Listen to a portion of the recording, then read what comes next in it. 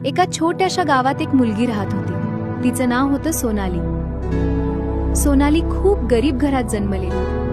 घराची परिस्थिती इतकी वाईट होती की 2 वेळचं जेवण मिळणं सुद्धा कठीण होतं. तिचे वडील मजूर होते, आई लोकांच्या घरी कामं करायची. पण या सगळ्या परिस्थितीत एक गोष्ट खूप मोठी होती. सोनालीचं स्वप्न, मोठं होण्याचं, काहीतरी करून दाखवण्याचं.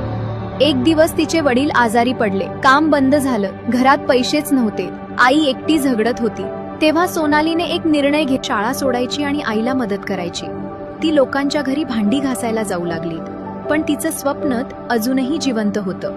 ताई, तू काय करतेस? मी घर बसल्या ऑनलाईन काम शिकते.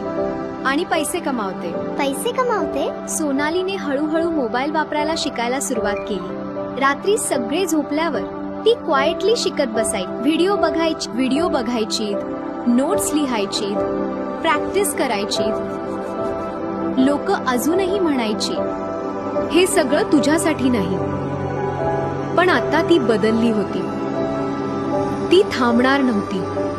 आज ती फक्त गरीब मुलगी नाही, ती एक सक्सेसफुल डिजिटल अर्नर आहे. ज्यांनी तिला हसवलं होतं, आज तेच तिचं कौतुक करतात.